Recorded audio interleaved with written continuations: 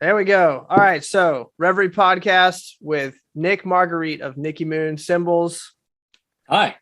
showing off with the tats. I didn't know you had such Uh, ink, man. It's killer. yeah, I'm inked. I got most of them when I was younger. Sorry, man. As we were just discussing, I was cleaning the workshop and I was filthy, and I was like, "Oh no, 5 minutes!" So I just came up there. Yeah. The only clean piece of laundry I could find was this Dig it. wonderful shirt. So forgive me, folks. And you are in the mountains of Pennsylvania now, right? Yes, sir. For the most part, Yeah. not fully, but like most of the time. It's a second property, but it's like a work cool. property. Yeah. Sweet.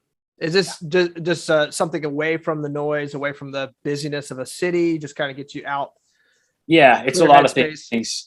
That was a big part of it. New Jersey is, the most densely populated state in the United States, and the shore is the nicest part of New Jersey, but it's really getting like hectically populated down there too.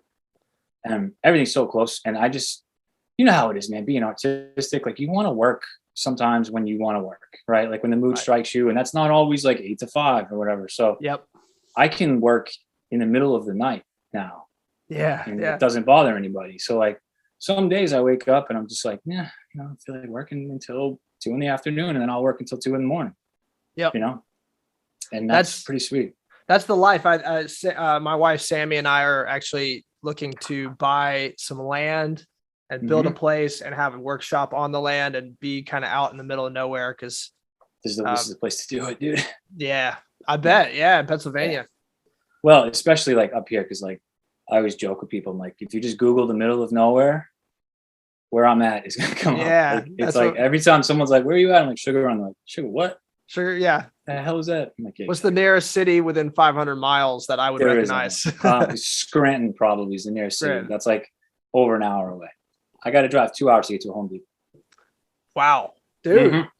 That stinks. Well, an hour and a half. I'm exaggerating, but still, that's a lot. I used to have one. I had every business that you could imagine in 5 minutes in my other house. Nice. Yep. Yeah. When I go back to Jersey, I'm like, I got to shop for everything. Yeah. Trader Joe's, where it's at? Where is that? Yeah, exactly. Because there's like one old grocery store. Yep. And a Dollar General. That's all we got in town, dude. Dig it, man. There's benefits and drawbacks. I'm sure the accessibility is a little bit tough to deal with at times, but just the mental clarity and just silence that you experience out in the country. Just the visual beauty too. It's so gorgeous, man. I'm right on the Susquehanna River, so like it's just like so like every time I drive down the street, I'm like, wow, Yeah. Man, this country is beautiful. Like it's crazy.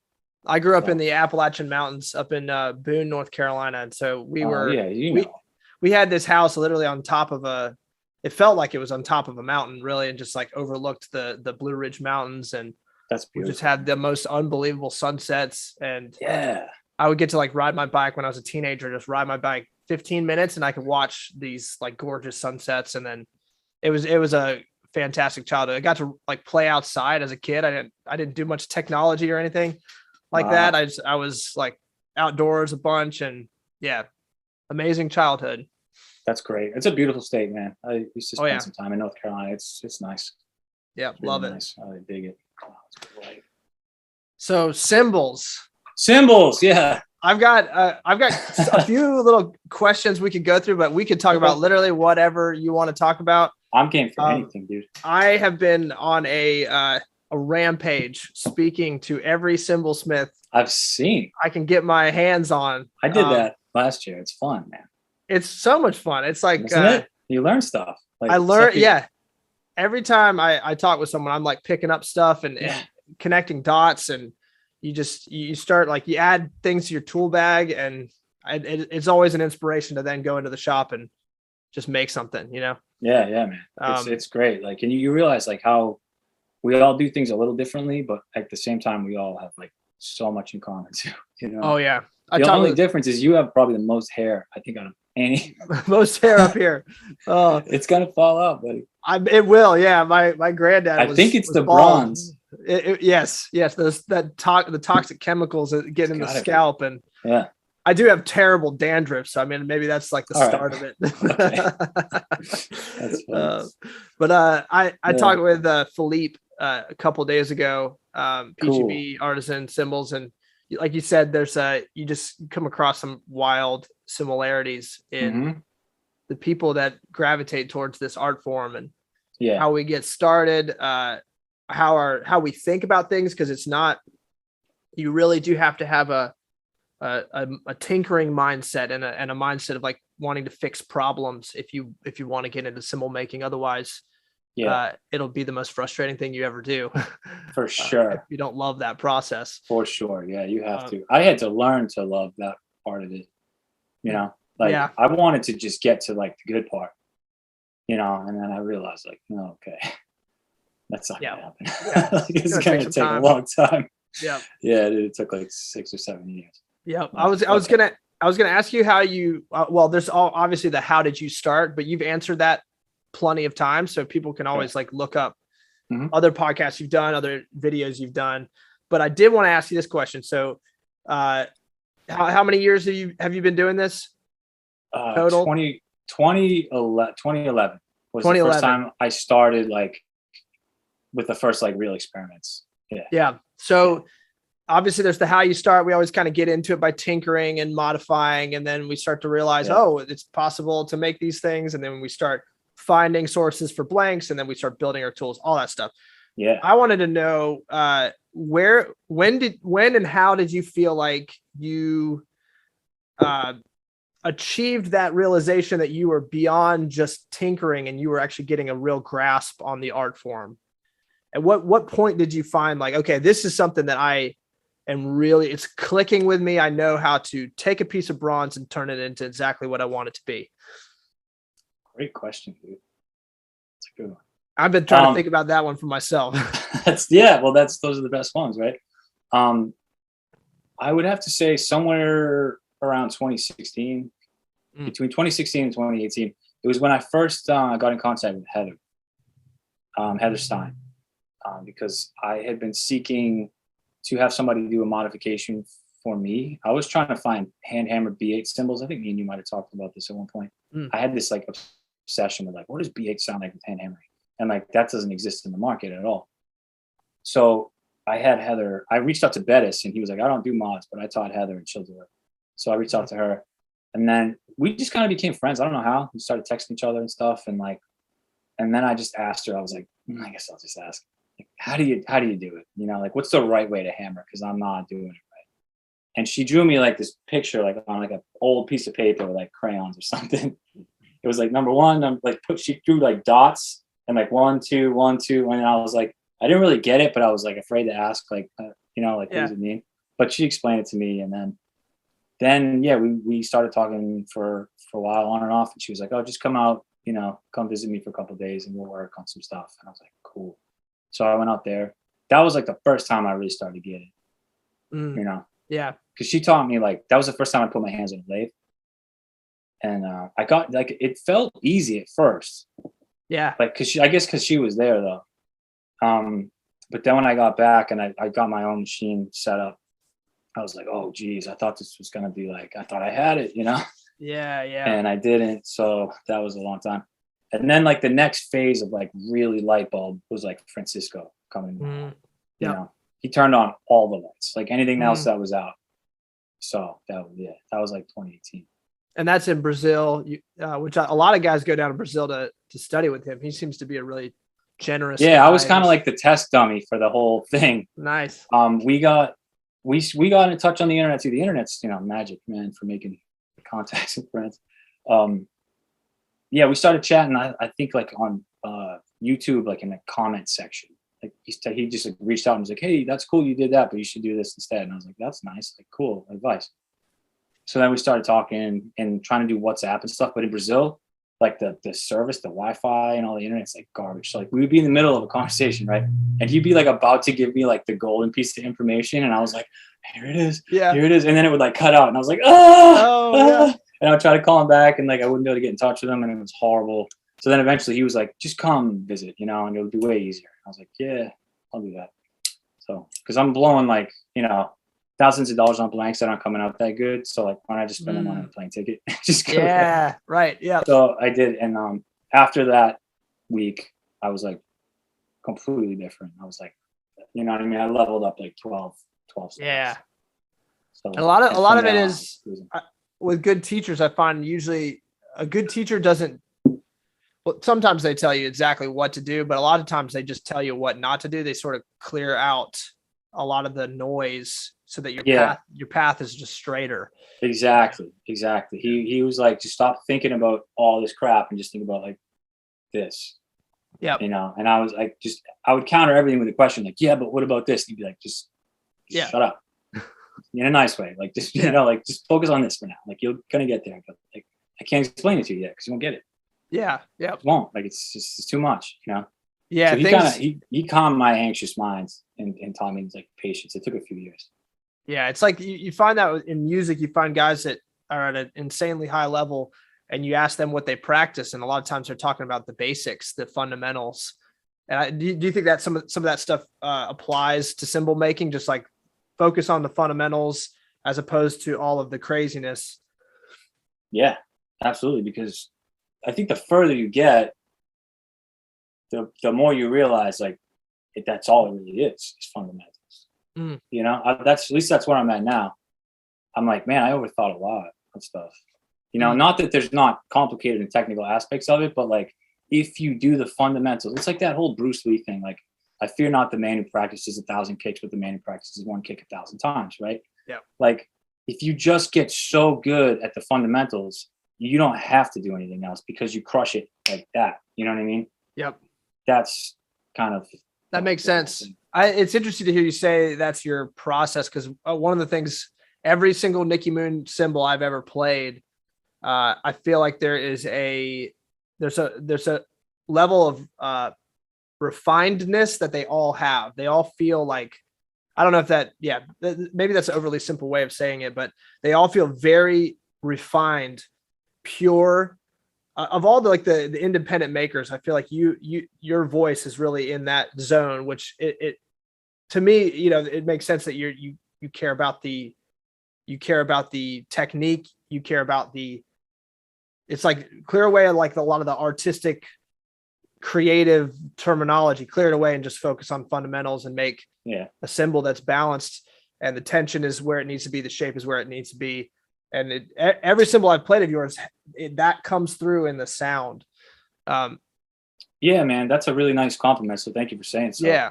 And I remember you telling me that in Delaware, and it was nice to hear because that's kind of like, it wasn't necessarily like my intention going into it, but I guess it started to become clear over time that was like the influence that I'm coming from. You know, the cymbals that I grew up playing, cymbals that I started liking afterwards. Like I grew up playing AAX. That was like what really got me into cymbals. They just somehow captivated me because all I had ever seen before were zildjian A's, and I never liked the way they looked or sounded. I didn't like the rotary hammering. I thought that looked like lame. I thought they sounded just too like just loud and bright and harsh. And then when the AAX came out, I was like, they were thinner, they were smoother, they got in and they got out, and I was like, I really, really dig that. So, and then afterwards, I got into Paiste. So, I guess that's probably why. You know, Paiste is like the clean the king of the clean. Yeah, almost too much, almost like sterile at some point. You know, like they don't have the ability to make dark stuff either. Not that I don't love dark stuff, I do, and I make dark stuff, but it always has that like that hint. Yes, you know, like you're saying, and I think it's just the process that I go through, the way that I hammer and everything. Like, it's always kind of follows the same sort of set of base rules. You know, never to like over hammer certain spots or any spots or things like that. You know what I mean? Yep. Try to keep everything even, I guess. Yeah, you've said something before about we were talking about some of the Turkish brands that kind of crank out cymbals en masse. And you made a comment about how they just over process the area up near the bell just to get its shape. Yeah. You know, and that was something that was something that for me kind of like connected two dots as to a problem that I had probably like last year at some point. I was really struggling with just these cymbals that would just dip right up near the bell. Yeah. And then you just keep trying to get them. And then all of a sudden they're just these like crazy tall things. Yeah. I went through that really bad too, man. That was like the reason I went back to Brazil the second time, because I was just like struggling with that and struggling with shape stuff. And that's absolutely true. Like the Turkish factories, or I'll say most of them anyways, they just want to get them done, you know, like hand hammering is like an assembly line kind of deal for them. So they hammer the blanks when they're super fresh, they're super soft. They use a pretty heavy hammer and they hit them hard and they do them quick. Yeah. Like 20 minutes. Yeah. And a lot of those that come into my shop for modifications, you set them on a flat surface and just press near the bell, and then the whole thing just wants to. Yeah, it'll dip.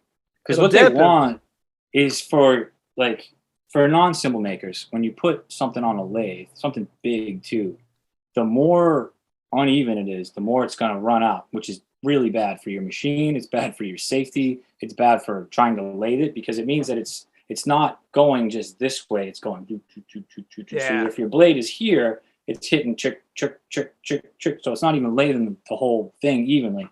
So they just want that thing flat. They figure if it's flat, you're going to put it on the lathe, it's going to cut even, and then we're done. Yeah. You know, and a lot of times what they'll do, they won't even, they work the blanks when they're so fresh that they won't even hammer them completely perfectly, because they'll just put them on a lathe, put a cymbal underneath it, and they'll almost use it like a metal shearing lathe or metal spinning lathe, just to shape it with that final paths on a lathe, you know, and that'll just get it. Ching. Yep. Where they want it. Throw it across the room. They're like, done. Ching. Yep. Next one. Yep. Yeah. But, okay. You know. Well, here's the thought. So you've said some things on the bronze being fresh. So there is definitely a debate surrounding how long does a cymbal need to rest in order to be what it's going to be. I have my opinions on that, but I'm interested to know what you think. And let me hear. I want to hear yours too.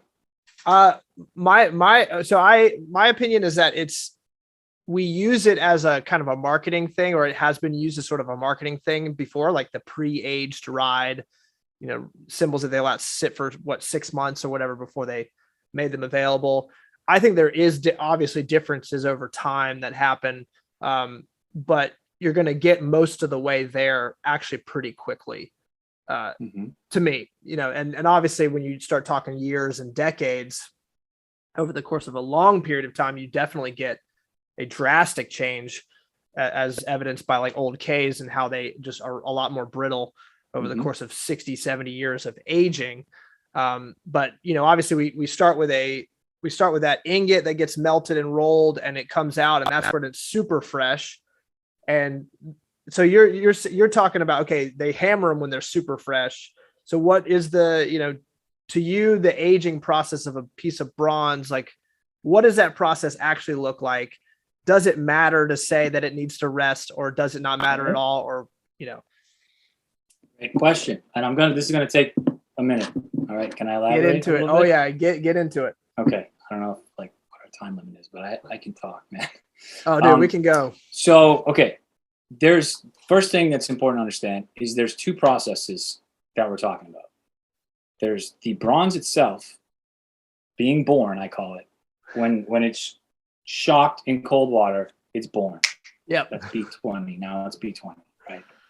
Oh, welcome to life, B20. Yep. From that moment until we don't even know the future, you know, when me and you are not even here anymore, that bronze is still going to be changing. Because what happens inside, so the fresh blanks, when they're first cooked, when they're born, have you ever hammered you probably haven't, right? Because I don't think you've been overseas. So nope. When you hammer a blank, when I was in Brazil the second time, I got to actually make blanks, like do the whole rolling and everything, which is crazy. Super adrenaline, dude. Nuts. We finished the blanks at night, and I came back the next morning and I hammered them. And the dudes were like, go easy, bro. Like, you're going to see. It's like a soft, warm chocolate chip cookie. Like, it's so easy to shape it. It's almost too easy. Like, if you miss a stroke, it's like, changes it too much. Wow. You know what I mean? So you can see how they hammer so quick in Turkey in those factories, because it's really easy to work with the metal when it's that soft. From then until 2 months, that's the window that I will allow myself to work with material to hammer. Because after 2 months from its birthday, it starts to become stiff in a way that you can still shape it, but it's not as easy to get it to curve or to change. And if you want it to curve, you're going to have to hammer it a lot more in more sessions. So if you want to make a cymbal that's really, really dark, but has kind of a low profile, that's actually a good way to do it. Let the bronze age out. Keep that blank for 3, 4 months. Let it get super stiff, because then you'll hammer it and it won't really. It'll just kind of flatten out, but it won't curve that much. And you'll have to keep working it, keep working it, keep working it, keep working it. Because if you overhammer, like if you do 2-3 sessions on a pretty fresh blank, you'll get too much profile. And you might not want that. So that's the first part of it. So maybe I shouldn't give this stuff away, but who cares, right? Everybody knows. This is gold, man. This is gold. It's gold. So what I do, I get my batch and I do a setup on every blank that I get. Just set them up right away. One pass, get them, reasonably, like get all the wonky stuff out. And then when I'm done with that, I'll go back and I'll get them into like preliminary shapes status. Cool. You know what I mean? Like when I say set, I'm not even talking about like a full setup. I'm just talking about like a, one full pass top and bottom to get it reasonably there. Yep. And then I'll go back and the second session, I'll get it to like, now it could be almost anything kind of cymbal, blank shape. And then from there, it'll become a cymbal. Yeah. So the second part of the process is the changing of the bronze from the hammering. Now this is separate from the bronze aging out. So when it's born, what happens is B20 is a weave, like a crystal weave of copper and tin. And it's like this, right? And that's what makes it strong. It's not like copper and tin become like a different elements. It's just copper and tin have like weaved themselves together in a way. It's like chainmail. It's like really, really strong. But what happens over time is the copper starts looking for the other copper and the tin starts looking for the other tin. So the copper parts get bigger, the tin parts get bigger, and they start pushing against each other. And that's what makes it harder. That's what makes the material more brittle and more hard. Does that make sense? Yeah. So you can actually see it. They've done like study. If you look hard enough on the internet, there's like, you can see microscopic images of this, of like bronze that's like fresh versus bronze that's old. So there's one thing I read. There was a guy he had a theory that, I don't know if it's ever been proven, but bronze, if you wait long enough, it will unalloy itself. Like the copper will be like, all right, copper, and the tin will be tin, and eventually it'll just become the original two elements that they were before they were alloyed. And that's probably like hundreds of years, right? Or probably hundreds of thousands of years. Hundreds of thousands of years. If you think there's bronze still around from the Bronze Age, which was, a long, thousands of years ago. Gotcha. Yeah. Thousands of years ago. So yeah, it would be a very long time. So I don't know if there's any evidence to that, but that's that part of it. So that process is happening slowly, very, very slowly. And then when you hammer the bronze, you're like, this is the bronze, and you like pulling it up. Yeah. And it gets really, really tight. And then over time, like when you like just kind of like comes to here. You know what I mean? Totally. So that's what is responsible for the change in sound from like, oh, I just hammered it an hour ago to like, okay, now like 2 hours after, 3 hours after. It's just kind of opened up a little bit. Yep. And you can notice it that quick. You can notice it. Like after like an hour, you got like a pretty good idea of like what it's going to be. Mm-hmm. And then the next day, you got a really good idea what it's going to be. I won't record anything unless it's been, sometimes I do it after a day. I really just want to get it over with, but usually 2 days. Yeah. It's like, I can't wait. I want to move on. 2 days is a good, safe way to say, I'll record it. But I've definitely noticed after a couple of weeks, it sounds better. Yep. And a couple of months, it does sound better. Yep. Yeah. Yeah. So it's mild, but I think my thing that I struggle with internally is just my own perception of the sound, because we could probably go off on a very long tangent when it comes to perceived sound of a cymbal. Yeah. Because it depends on so many external factors other than the actual cymbal itself. So, sometimes I'll step away from a cymbal, come back and be, oh, it's changed for the better. Or sometimes I kind of go, well, I don't even know what state I was in when I was listening to it. That's the thing, man. We're a collection of like bacteria and organisms that's constantly changing. Right. So like right now, me and you are like one thing, and then tomorrow we're going to be something else. And it's like, what were my ears going through today versus tomorrow? Was my blood pressure higher? Like, who the hell knows? Yeah. You know what I mean? Yeah. So like, hey, that all absolutely has effect. Because like, have you ever watched like a movie and you're like, man, that movie sucks. And then you see it like a year later, and you're like, that movie's awesome. What the hell was I thinking? Yeah, there you go. Like perfect. Usually it's the reverse. Usually it's movies I watched when I was like an angsty college student and thought this like hipster movie was the greatest thing I'd ever seen. Yeah, it was so good. And then you watch it later and you're like, that's terrible. God. I was like, yeah, that was a horrible movie. Yeah, but I was an idiot to like that. Perfect example. So yeah, that's part of it, dude, for sure. And this is something that definitely comes into play with customers. I asked Mangiello this question. It kind of came up. I didn't like intend to ask it, but it like came out pretty articulate as like a good question. I was patting myself on the back, but I told myself, I was like, I got to ask everybody this. So cool. What, and this could relate to the perception thing, but what do you wish your customer knew about cymbals? Because obviously our customers come to us and people, drummers in general, all have their idea of what is a good sound.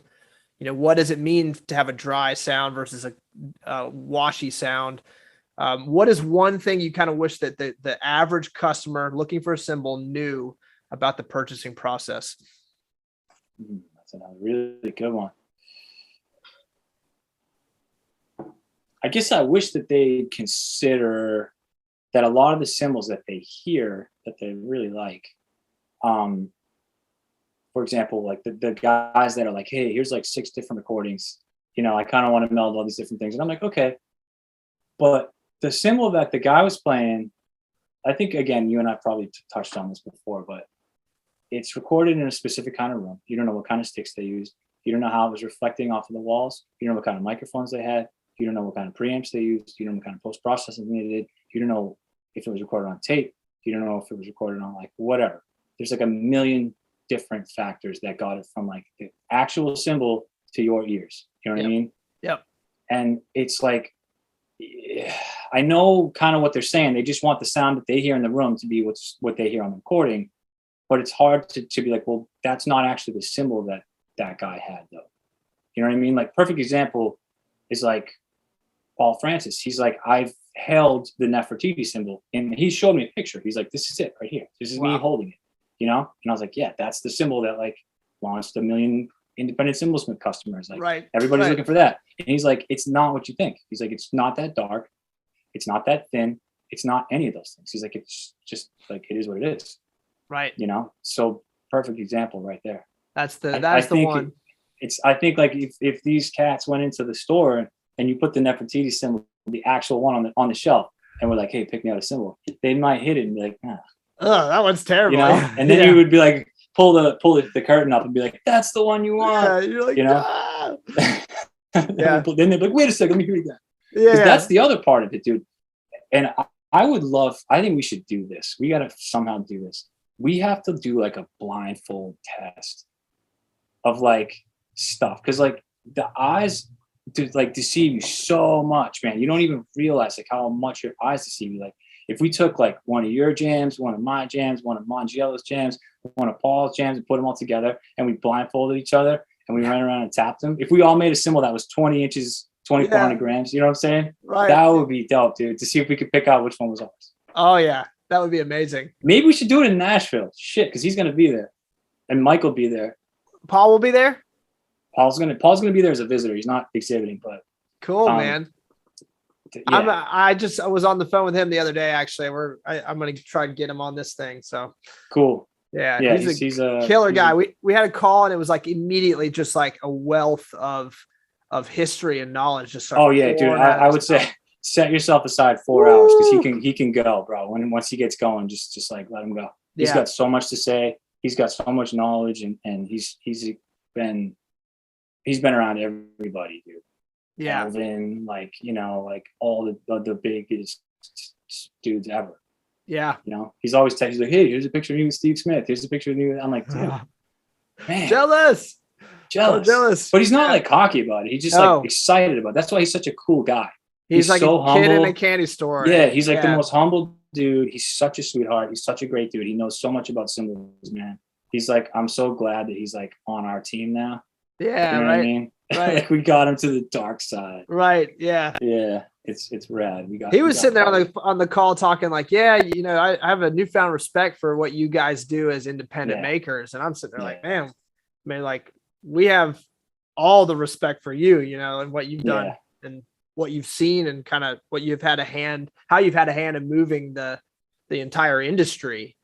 Yeah. It's pretty incredible. Big time. Some of the stuff he's told me is really interesting. Like a lot of the preconceived notions I had about Big Cymbal Boston Changed, didn't it? Changed a lot. Like you just kind of had these assumptions, like it's a big money company, and like kind of imagined that all the equipment was a certain way and held to a certain standard and this and that, and come to find out maybe things weren't necessarily. He said their lathes are basically what we have. It's nothing fancy. You see those big, huge like casings and stuff. He's like, all it is a casing surrounding. It's just a suction thing. Yeah, it just sucks the bronze into the melting room. Right. Which that wouldn't happen nice. Yeah, I know, right? That's totally cow. I'm working on today. I got to put some shield up. I'm so tired of bronze being everywhere. It's so annoying. Yeah, I know. Burn and I have chatted about because he's really intense about how toxic cymbal metal and cymbal dust is. Oh, we're all gonna die for sure from this, bro. Oh yeah, it's kind of nuts.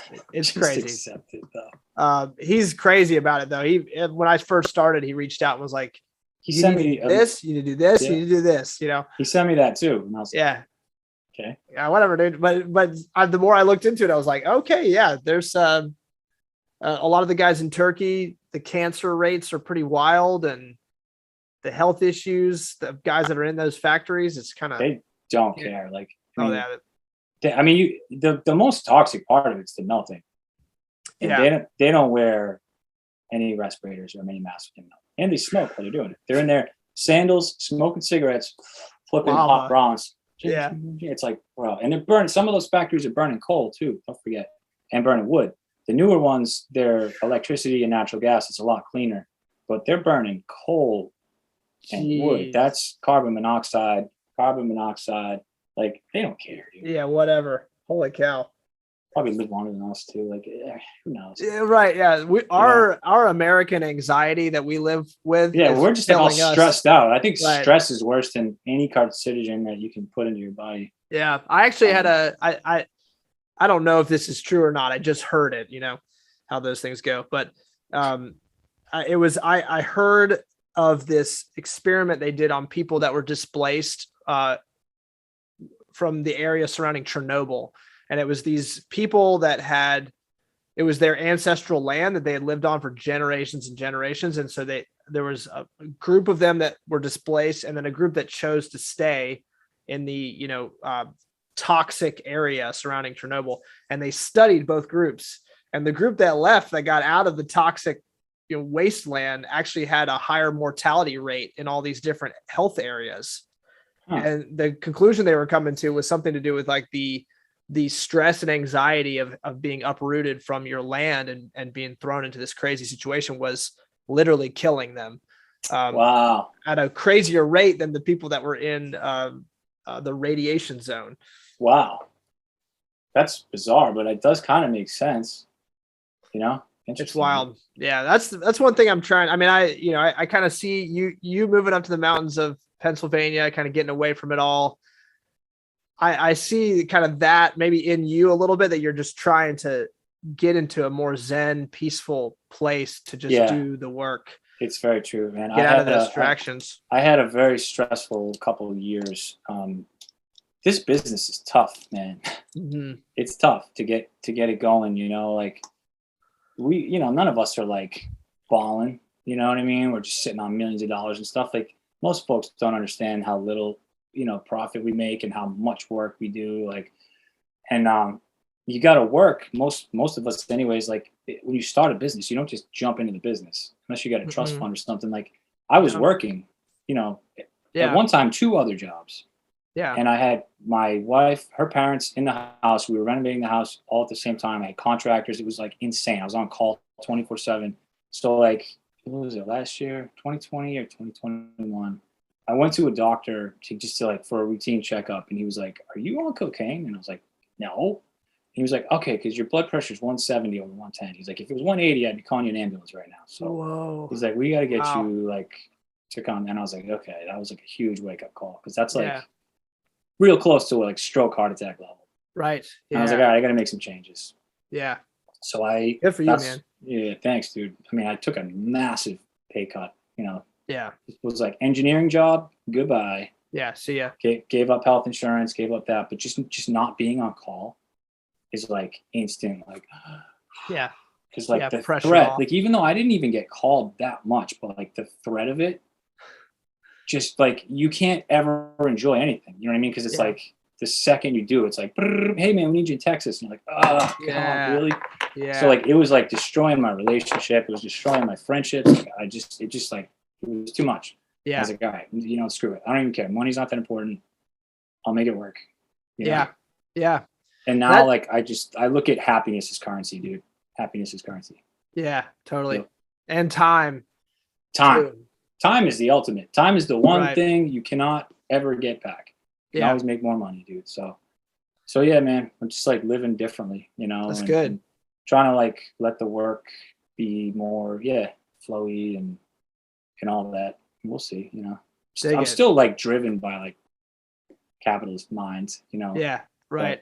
So you got to keep it in check because obviously unbridled capitalism is, you could argue evil, dangerous for sure. Dangerous, at least dangerous. Yeah.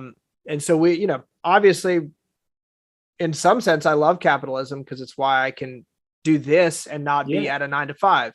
Sure. But just like anything in life, it's never good to live in one extreme or the other. Yeah. So it's like trying to find some kind of balance between having healthy relationships and healthy personal, practices, but then also working really hard and being diligent and, doing all that kind of stuff. It's tough. It is tough, man. It's really tough. Like doing the business thing it's nonstop. It's like a never ending journey. Like I didn't really realize at the beginning. You're like, okay, I'll just compartmentalize things and this and that, but like really tough.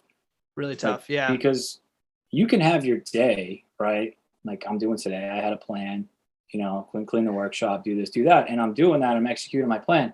But sometimes, like you'll have a week where you're like, shit, like I didn't sell anything. Yeah. And like I got to sell some shit. You know what I mean? So if you're on your okay, now this is the time that I delegated for me to relax. And then all of a sudden you start getting hits on your phone, on Instagram, whatever. You got to jump into that because you've had a slow week and you need to follow up every lead, right? Right. And that can take you into 2, 3 in the morning. And then like now you had a 15, 16, 17 hour day. And that can just happen whenever, you know what I mean? And like, that is why it's so hard to compartmentalize stuff because you got to strike while the iron's hot a lot of times with people. Because everybody's attention span is just like, if somebody's thinking about your product right now, you got to get them like to try to get them to buy it now. Snag it. Because if they don't, tomorrow morning they're going to wake up and they're going to be bombarded with 10,000 other options. Yep. You know what I mean? Yeah, I'm trying to get. I'm actually going to be doing probably some business coaching, hiring a business coach for me, just to try to learn some of this stuff. And I'm doing some study on my own. But me too, dude. I'm doing Dale Carnegie right now. Yeah, man, sick. Yeah. How to win friends and influence people. Yes, that's a great book. It's a classic. It's still classic, old, but yeah. And so I'm interested in this kind of dichotomy. I don't know if that's the right word, but this binary between an artist, which we all are artists. We don't really get into this if we're not, if we don't have like a creative maker kind of mentality. So we have an artist side to us, and then there's the business side, and then trying to marry those two things is why a lot of independent businesses and small businesses fails, because an artist can't make that transition over to being a really hardcore good businessman. So I'm trying to do that right now, just learning about that. And also, you're doing great, bro. You're doing great. You're among the best. You're doing a wonderful job, and you're 100% right, dude. The most guys, I think you and me, not to compliment myself, but I think are among the best as far as running this thing as a business. There's a lot of dudes that do this now, and even some of the older cats. Like, I'm like, man, like, what are you doing? Like, what? How do you run a business with a 6-month wait time? Like, that's ridiculous. That's preposterous. Like, figure that out and fix that. That sucks, dude. Get that down to 6 to 8 weeks, or you're not doing. I don't care how busy you are. Figure that out because that's ridiculous. Yeah, And totally. just stuff like that. You know what I mean? Like, I'm like, a lot of these dudes just don't know anything about business. And that was me as a musician. I was a very good drummer, naturally gifted, went to Berkeley, didn't have to try at all. But unfortunately, I didn't work hard because I was like, well, I'm just good. I should get a career as a musician, right? No, I'm stupid. Like, and I just tried to skate on my talent, and I didn't. Like, eventually I hit a wall, and I got to Berkeley, and I was like, oh, there's like there's a 17-year-old kid from Japan who's practicing for 15 hours a day. I can't compete with that. You know what I mean? Right, Like, that right. dude knows how to work hard. His parents were beating him with sticks. You know what I mean? Right, yeah. So I don't know what the hell I'm talking about. I went off on a tangent. But yeah, so like, I didn't have the business mentality as a musician. You know what I mean? I never wanted to do the networking. I just wanted to write the songs, play the gigs, and then like wait for success to happen. And it doesn't, man. You got to learn how to grind out the shitty part. That's the difference between people that do well and people that don't. Or people that at the end of the day, when you're tired, you already did all the fun work, the hammering, the stuff that we like. Oh yeah. And then you got to sit in front of the computer and work on your website for 4 more hours. That's where most people go, you know what? No, whatever. It's good enough. Yeah. Yeah. Okay. If it's good enough, then you're going to make, less money. Right. Yeah. And the longevity, it's kind of like, so I admired the way you run your whole enterprise, man. I think you do a fantastic job. I feel like I'm skating by barely. No, man, you're juggling a lot. Burnout is always just right over the horizon. Be careful, man. Be careful of that, because I really did experience that. And I got so focused, so hyper testosterone focused on, like, I have to crush everything like all the time. And you do. You like when you stick, because like you will, that's how you win, but like you will lose a lot of important things. It's just, you got to be like, man, is this worth it? Because okay, we all want to be like amazing and remembered and all that stuff, but like at the end of the day, like, I'm pretty sure when we're 65, we're gonna just want our families to still be intact. You know what I'm saying? Exactly. Yeah, exactly. And that's kind of where I'm coming to, is like, the book I'm reading right now, it's talking about, it's this guy named Donald Miller, who has a company called Story Brand. And he talks about how a lot of companies will make themselves the hero, the hero's journey, like kind of the formula for a lot of movies and stuff that we see. The hero's journey is like the hero encounters a problem, gets defeated, then he finds the guide that helps him go back and defeat the giant or whatever it is. And he says a lot of companies will position themselves as the hero of the story. And it's like, you got to learn how to market in a way to position your customer as the story, and you are like that Yoda character that comes along as the helper. And so it's been really informative. I haven't thought about any of these. I've never thought about things like that, so maybe I should read that book. It's pretty interesting. It's called Story Brand, or How to Build a Story Brand. Man, hold on, I'll put that in my notepad, dude. Yeah, I'm all about it right now. That's part of my journey out here. I just got a TV. Oh, nice, dude. That's good. I've been spending all my time listening to audiobooks and self-improvement stuff. And I'm always been like that. I'm like an information junkie. I don't really get off on stupid stuff too much. I have my few little things that I watch, but for the most part, I feel like if I'm taking up space, if I'm not getting better at stuff, you know what I mean? Yeah. Constantly like kind of taking things in, mulling it over. Just trying to be like a smarter, better human all the time. Right. But, yeah, it's good. I did the same thing, and it's been, really helpful. What I've learned is that he also talks about kind of finding someone. He's like, if you're a small business owner, you hit what's called an S curve. So you get your success, and then by the time you hit the peak of what you're able to do yourself, most businesses see a dip, because then they're, the person you were so energized to do the work itself, but now you're spending all your time doing emails and booking. Yeah, the shitty part, the crappy part of it. And so that's where companies will see the dip, and then at the bottom of the dip is where they typically bring in an operator that handles a lot of that kind of stuff, and then they can see their next hit of growth. Yeah, which allows you to get back to. Have you thought about what the Nicky Moon enterprise, how it could expand? Is that something you? Yeah, I did a lot, and it's the thing is, it's changing now, because I had a very strong vision for a while of exactly where I wanted to go. But then I hit some of the health problems and the other things and all that stuff. And I was like, man, like, I got to think about this more before I before I keep going like this. You know what I mean? Like I got to think. I had the partner ideas for a while. I was going to do that because that's really the only, or one of the only other ways to kind of, you know, save yourself from overworking is finding somebody you can divide, you know, work up with. But then you have to also divide up your profit too. But just, man, historically, partnerships don't work out too well. You know, Yeah. and a lot of businesses, you got to really have the right. It's like a marriage. Like it's got to be the right person, or it ain't gonna work. Yeah. And especially cymbal partnerships do not have a good history of lasting. I mean, as you can see, like it just doesn't seem to work. Yeah. It's like chefs. I think everybody, you can have two awesome chefs. They can both be amazing at what they do, and they can do things completely different. Yeah. And I think that's what's the problem with making cymbals is like you can have two guys that are amazing and have a completely different process, and they're going to argue all day about, well, mine's better, you should do it my way. Right. Yeah. You know, I think that's what it is. I don't know. Or maybe it's just the fact that most of them are Turkish and they're kind of hard-headed, and that is a fact. They're very like, you know, no. Yeah. It's what I say. Like, yeah. Dude. Settle down, man. So what about employees or bringing in like apprentices and building that up, and you being kind of I did that too. I brought in an intern to help with marketing at one point, and I brought in an apprentice. And again, what I found was I was spending more time, not less, because not only do you have to teach these folks how to do the thing, but then you have to constantly check up on them and then usually do the work that they did again anyways, up to your standards. So it didn't save me any time. It cost me time. I felt like I was helping them more than I was helping the business, which is fine. I like to help people, but at the end of the day, the goal was to not go crazy, you know? Right. So I abandoned that for a while. If I found the right person, I feel like there's the right person out there. Yeah. That'll come along.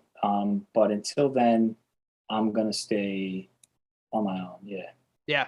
You know what I mean? I think that's the big hurdle for that is exactly what you said. Like I've had interns. Thankfully the couple employees I have that work on the other stuff that I do, they're great. I've had interns though, that it's just like you're working twice as hard just to teach them, but then also redo all the work they did wrong. You know, they did it in the way you've told them not to, you know? And that's the big hurdle that has to be overcome. And I'm realizing there's just I need to commit 5 times the amount of time to training if I'm going to even jump into that zone, especially because you want to just train, you know. So I guess, dude, to answer your question, my vision at the moment is like, how do I get everything set up as efficient and you know, not automated, but as efficient as I can to do it myself for now.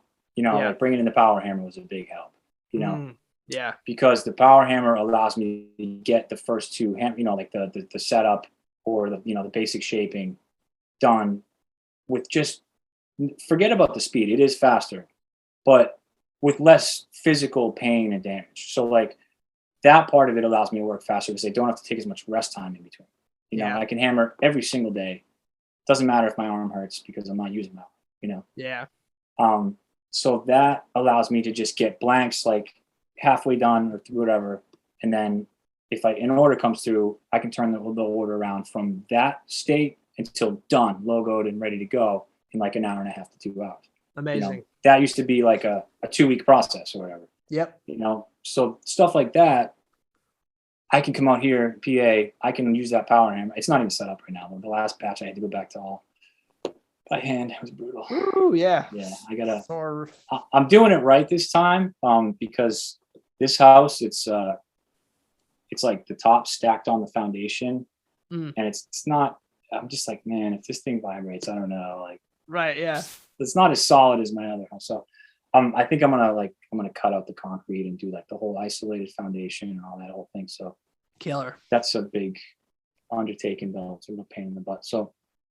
But once that's set up, you know, just get everything streamlined. Yeah. You know what I mean? Like get and also on the business end too, like maybe spend a little bit more money, stop doing things on the cheap so much, like invest in like a good order management system. Maybe that's got a monthly fee that I don't really want to pay, but if it takes 2 hours out of my day, maybe it's worth it, you know? So just stuff like that, you know, there's enough tools available today. It's just that stuff costs money and, you know, it's hard to make money doing what we do. So Exactly. Yeah. That's the line, is like, how much do I want to spend for convenience versus like how much do I want to strain myself to save money? Right. Because there is a very real opportunity cost, which I know you understand this. It's that idea of, okay, well, maybe I can do this myself, but at what point are we valuing our time to? That's exactly it. Because pretty much guys like us, we can do anything ourselves. Yeah. Just anything you could be like, well, even if I don't know how to do it, I can figure out how to do it. I can watch it on YouTube or something, and then I can do it. Right.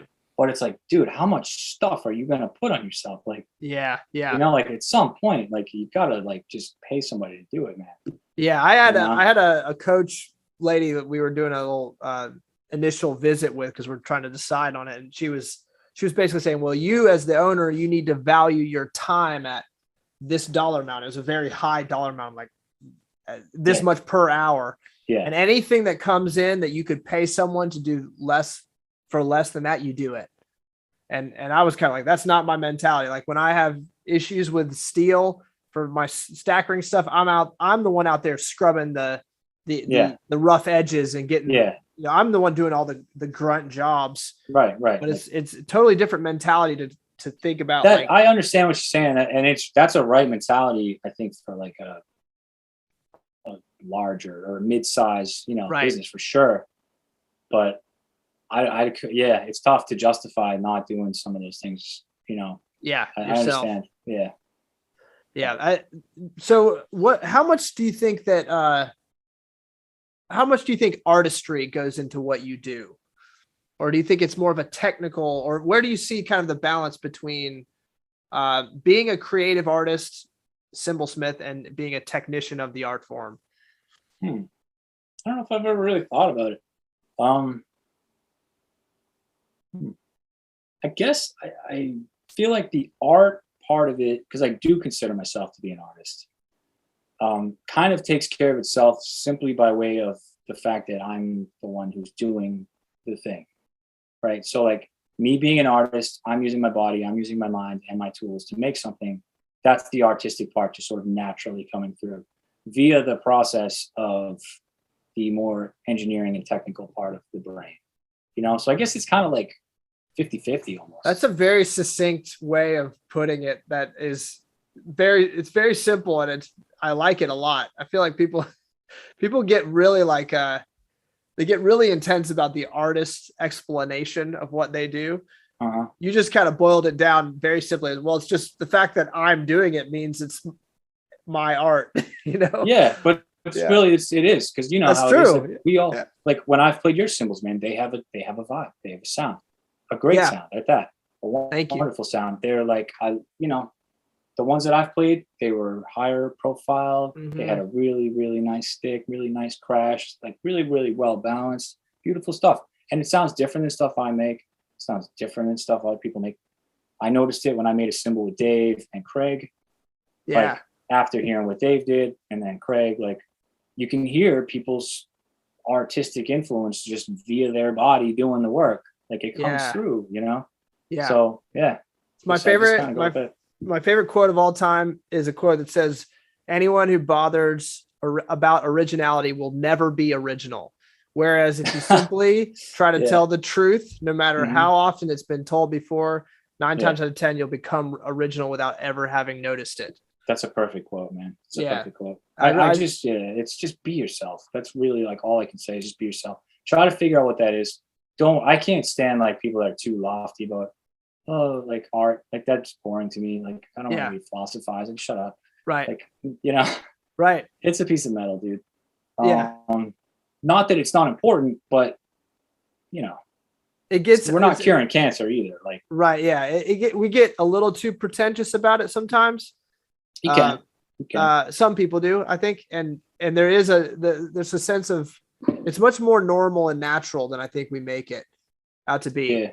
Yeah. It is very much simply like you said, like every one of us, anytime I've played another independent maker's cymbal, that there's always a vibe. I could sit here and like think of all the different makers, and at least the ones I've played personally, I kind of know immediately what I would say their vibe is. And we all kind of carry this unique sound vibe, whatever you want to call it.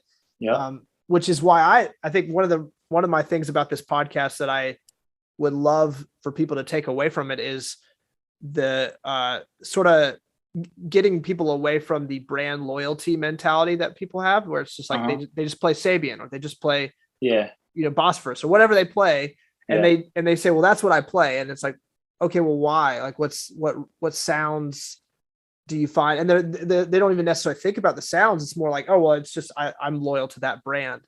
Right. I kind of think about it like, if you're an artist on the instrument, when you want to sort of collect these colors from all over the place and sort of build a palette. And there are certain things I would not try to make myself. I'd rather just buy one of yours because of what it's going to have inherently, because you made it. No, it's a very good point, dude. Very, very good point.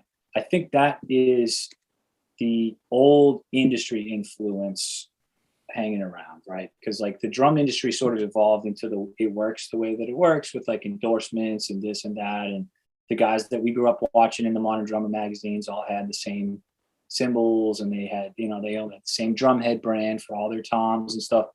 And that's what that is, and it's just sort of like people just, I think that's what they're supposed to do. Right. And then there's always the odd ducks like that just do whatever they want. Yeah. But at some point, most of the musicians that people know about, their way of having a career is via endorsements, just like athletes or musicians on tour, because like they can't afford clothes, but they'll get clothes. Like companies will give them stuff. Like that's how you make a living. Yeah. So like they kind of have to, I think a lot of them, they have to sign up with a brand, but if you're just like your own person, like you don't have to do that. You do whatever you want. Yeah. Do whatever you want. And you should do whatever you want. That's the practical aspect of that I don't think a lot of people realize with endorsements, like Cymbal and endorsements, is that if you get an endorsement from some big company and you travel to Europe and you're playing a big festival, a lot of times those bigger companies will ship the cymbals or ship the drums to you, and you just arrive there and the drums are there. The logistical nightmare of traveling with your own drum kit or cymbals for that matter is just a nightmare. So nightmare. And I think I don't know, because I never toured internationally, but I always assumed that musicians would have like their company would have a distributor in that, or country. Yeah. And they would just line them up with like whatever they had. Yeah. Unless it was some like super weird piece of gear like Alex Van Halen, like nobody's gonna have that kit. You know what I mean? Right. Like, yeah. That was a custom thing. But for most bands up to a certain level, like they're like, just grab if you're with Pearl, like here's our Pearl distributor, here's what they have. Like just pick it out and we'll ship it to the venue for you. Yeah. But again, then after it's played, they just take it to the nearest drum shop, retailer or whatever, and they can put it in there and they can say played by such and such or whatever, and sell it as a used kit or what. That's typically how it goes, which is, what I'm interested by. I noticed Mark Giuliano seems to be the one guy at the top of the top, that has actually seemingly sort of broken the mold a little bit and has kind of come out and be like, oh, I play this and I play this. And he's just talking about all the different kinds of cymbals that he plays. And it makes me wonder about just the state of the industry, the state of big cymbal, as you call it. And if there is, how it's related to COVID, but also if there's a shift happening where people are starting to. There's a shift happening. Yeah. Okay. Talk about that. I mean, we're the shift. Mm. Like we're the shift, man. Like, first of all, like people are influenced heavily by others, right? So, guys like Giuliano, like that's a guy that he has a lot of influence over young drummers, man. As I was saying, like anybody who's somebody is there. A brand is gonna, if they want them bad enough, they're gonna offer them a deal they can't refuse, right? Like, So that's why almost all of them have like a loyalty, because like you can't say no to like that much money or that much support or whatever. Like you'd be pretty dumb to say no to that. But if you have somebody who's just so like wants to be a free spirit, like him, it takes people like that to get the rest of drummers to be like, oh, okay, that's the way. There always has to be a leader. There always has to be somebody to look to, man. Otherwise, like people are lost. They got too much stuff to think about, Right. So, I mean, more people started playing my stuff when Mike Dawson was like, dude, this is what I'm playing now. Like, they're like, okay, well, if Dawson says so, Yeah. We trust Dawson. You know what I mean? And like, that was a very powerful moment for me to be like, oh, wow, that really is potent. Potent. You know what I mean? Like, that's powerful. People look to this person to help them make a decision because they have option overload in their life. Yeah. You know what I mean? So, but as far as the industry shift, I mean, the industry shift started with Mino, big time. Byzance was like the biggest like disruptor of the cymbal industry, you know? Yeah. Like, you know, my buddy Mustafa and his cousin Murat in Samsun, Turkey are the ones that started that. They went to Roland Mino and were like, look, you guys should start making Turkish cymbals. Like, stop making this crap that you make. Like, we know how to do it. Like, we worked for Istanbul and like, we know what we're doing. So like, here's what we can do with you. And that started as, you know, Byzance. Now the Daril family is like heavily embedded in that whole thing. That's them, dude. That's those guys. I've people heard don't you know say that.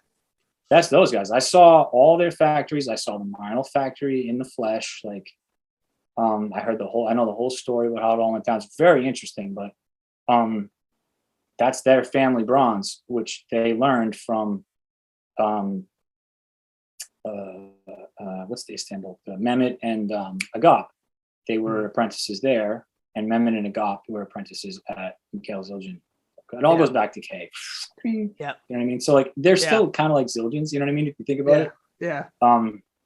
So yeah, Mino started making Byzance, and that was like hugely disruptive because Mino's marketing efforts became amazing. They were like, okay, the other brands are becoming antiquated. They're resting on their laurels big time, which they totally were. They're like, where's Zildjian? Like, nobody can touch us. We have secret alloy. It's like, it's not secret. There's like a billion other people that know how to make it, but sure. Whatever. Like the fact they're still touting that is like hysterical. Like, it's so funny. But where was I going with that? Oh yeah, so like, they started to target people like Annika Millis and Benny Greb, and like, then their marketing machine was like, and that turned people into wanting dark, dry, dirty stuff again. The whole hipster revolution came on. And like, took a massive chunk away from Zildjian, Sabian. I don't know about Pleisty, but I know the big Cymbal North America companies took a massive hit from Mino, right? And that, and also the development of the more Turkish brands over there opened the door for guys like us. You know, not to mention guys like Craig and Bettis and Steve Hubbock and all those like first rounds indie cymbalsmiths, right? Those guys opened the door for us too. To just like walk through and be like, okay, let's change the industry. You know? Yeah. And then you saw a lot of the other big companies kind of come up behind Mino and do a lot of those same sort of lines. I mean, and then, how many Turkish companies, like, they're like straight rip-off companies. They're like, let's make the logo look the same. Yeah. Like Chinese companies even, like, it's funny. Like, right. But those dudes that do that are dudes that were working either there or for the family as apprentices, and then they're like, oh, I'm gonna start my own thing, and it's just like funny. It's just that same thing over and over and over again. Yep. You know? That's kind of one of the reasons why, because obviously there's a lot of people that reach out to both of us and to any independent maker that say, like, ask questions or say, how do I get into this? How do I get this? How do I build a lathe? How do I, all these things. I don't really ever have an issue. Just like you said earlier, like, should I tell things? Whatever, who cares? I don't really ever have an issue, because you still at the end of the day are going to have to put in a grueling amount of work, and most people are not cut out for it. I'm not trying to like pat myself on the back or pat you on the back. We're just the crazy. Pat me on the back all day, bro. Cool. Yeah, right. We're just the crazy ones that were we were just crazy enough to keep going and figure this stuff out. Yeah. You know, at the end of the day, you're still gonna have to put the work in, just like in anything, like music or whatever you're doing. You can get the greatest secret ever, but until you actually go to your workshop and work it out over the course of hundreds of hours, it's not going to be integrated into you, and it's not going to be in your hands or in your ears or whatever. 100%, man. And as we were just saying, that's only half of it. Like, maybe not, maybe that's only 30% of it. The other 70% is the business chops. Like, you can be awesome at it, and it doesn't matter how many great musicians are there that went nowhere because they didn't have the business chops. Like, so like, you know, totally. So it's that. Okay, I gotta here's a question. So we kind of touched on K. There is a huge, if you go to Facebook or if you go to Instagram, really where any social media, you'll see a lot of people just like talking about old Ks and talking about, hey, this sounds like an old K. What is your thought about the whole old K craze? Maybe we could dive into a little bit of the clone tribute thing and that whole world and the independent thing. And obviously start wherever you want to start with that. Okay. Give me your thoughts on the old K craze among drummers these days. Okay. I think it's number one, old Ks are cool because they're old. Like that's really what it is. It's just like old wine, you know? Yeah.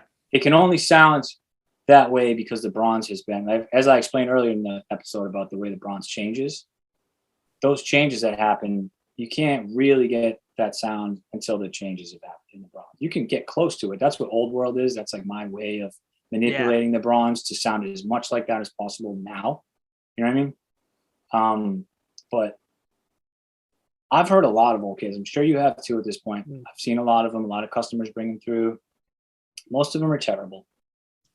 Most of them are in terrible condition. They have cracks. They have this and that. They're not good cymbals. Paul will tell you too. Like most of them suck. Like they're just old. There are some good ones. I saw two that blew my mind.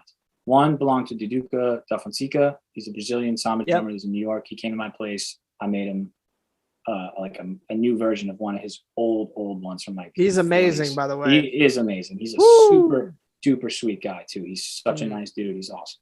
The second one was Joe Farnsworth. He's a drummer who lives in the Bronx. He's a freaking amazing bebop crazy drummer. good. Yeah.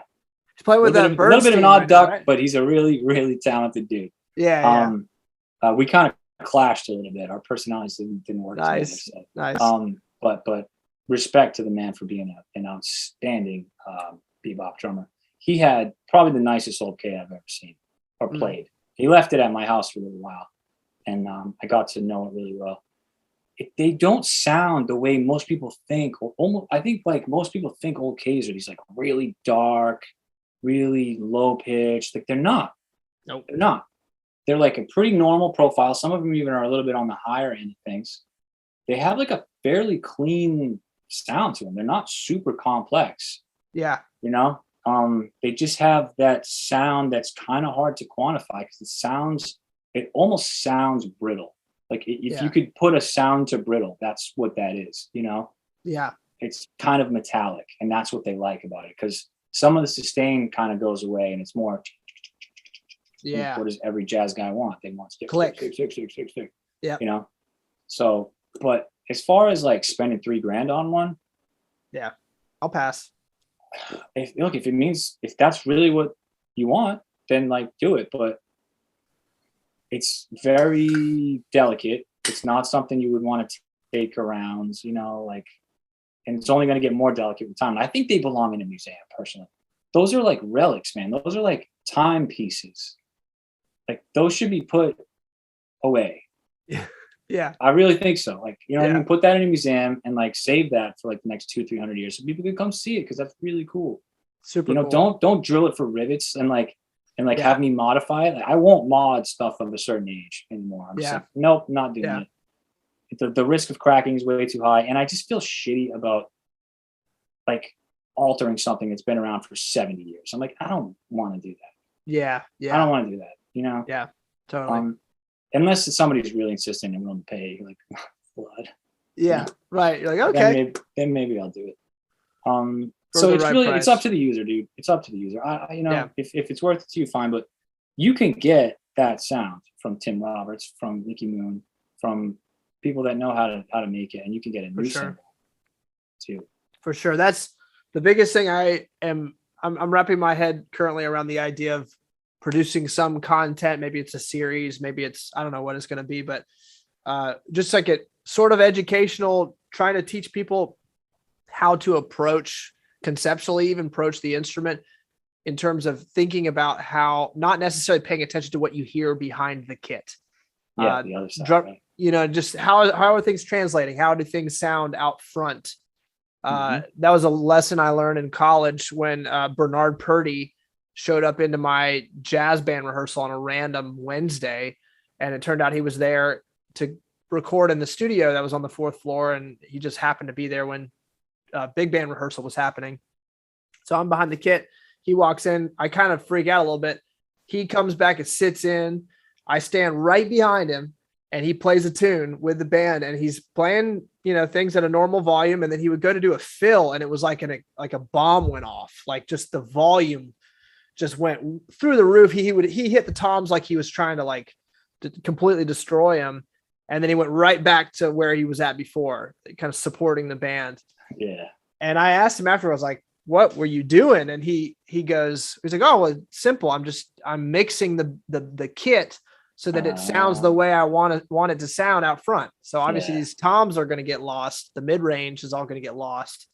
Yeah. So that needs to be brought up to the level of my cymbals and my snare. And that was the first time that concept had ever been presented to me.